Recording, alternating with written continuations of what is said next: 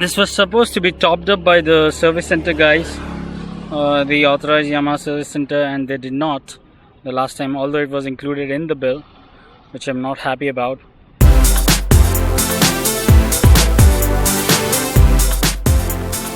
YouTube, it is Heartbroken Biker, and today I'm going to top up my rear disc oil, which is almost finished. So I'll have to top up this. I did not notice that my oil is finished. My brake oil, rear brake oil, was finished during my last tour, so I'm going to get that topped up over here at Supermoto 360. So how do you do that for an R15 is first we open up these two L keys. Which number L key is that? 4 number. L key number 4. L key number 4 panel.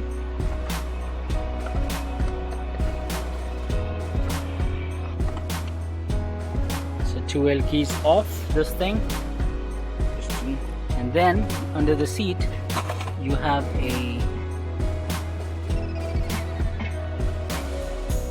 screw that comes off like this. Right, the screw that comes off like this, and then there is these rivets, those that come off under the tail, the undertail rivets that need to come off, and then the panel just comes off the bike this way. You see? Right, so this panel came off the bike to expose your reservoir for the rear brake, and of course a dirty little frame. This was supposed to be topped up by the service center guys, the authorized Yamaha service center, and they did not the last time, although it was included in the bill, which I'm not happy about. I figured that out midway my tour from Hyderabad to Bangalore, that my disc oil is not up to the mark. In fact, it's almost dried out, and you should never ride with no disc oil like this because it will spoil your disc pads. Kya number pana hai? This number T1. 10. This is number 10 T screwdriver, and that opens up the reservoir like this. It's because it's hard to pour from the top.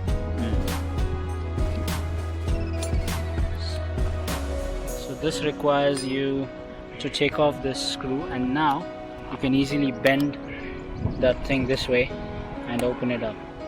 Else it is hard to reach that reservoir in a straight way, you know, keeping the screwdriver in a straight angle. It's really hard. So take that out so that your screws don't slip. And those are pretty long screws that come off from the reservoir, and the reservoir cap and its valve. Yeah, its valve come off, and look at, that's how the R15 brake reservoir looks. There's very less oil left. It's really at the lower mark, so very less oil left. It's a little cloudy and smudgy. To drain out the oil, make sure it doesn't drain out on your bike parts, else the paint is going to rub off. So now once you've cleaned up the whole reservoir like this, now we top it up with actually filling it up completely with the dot 4 up to the upper mark. So that's the upper mark that you see. There's an upper mark. That's all you need to fill, not more than that. You wouldn't need more than that. So that's all. And look how the new oil looks. It's pretty clean. It really depends on the company, but this is kind of pretty clean, and you can see the residue of the old oil inside that's floating. That's the residue of the old oil. थोड़ा और डाल, just थोड़ा सा, ज़्यादा नहीं, बस बस बस. Put your reservoir valve back. काय को स्टाइल मारते रहते लोग ना.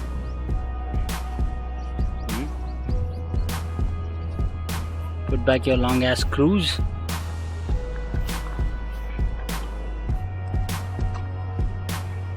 This is somewhat of a design flaw in R15, that to remove it, just top up your rear brake oil, you have to remove all that panel. And this is something I like in Duke and a couple of other bikes, CBR and all, with that the reservoir is kind of exposed outside, that you can easily do that job. Make sure it is tight enough to fit in, but not too tight to screw up your threadings. Yeah. Now that goes in again with the T.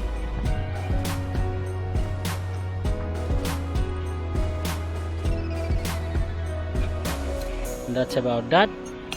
So when you keep the bike upright like this, you will need to see that the oil level is on the upper marker. So that ensures that you have the right quantity of oil to keep the bike upright, not when it is slanted. So that's about it, I guess. Now we put the panel back into action so that the bike is covered, doesn't look like a dirty bike anymore. The panels always get dirty, so you have to clean up your panels a little bit. I went on the dirt track, so it's way more dirty than it should be. Make sure you don't lose one of these bushes. Goes in there, slides under the seat. Maybe you want to slide on under. So locked up in 3 places, 1, 2 and 3. Okay, so first the seat, under seat bolt goes in to hold that thing vertically correct.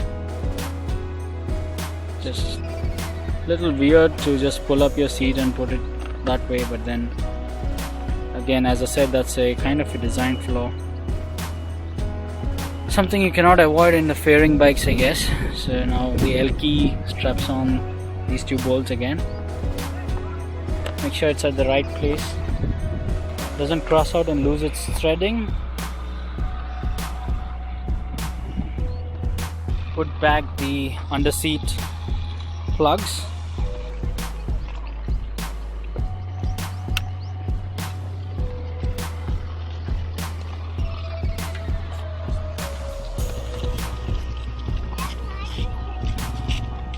Finally, that bolt gets tightened under the seat.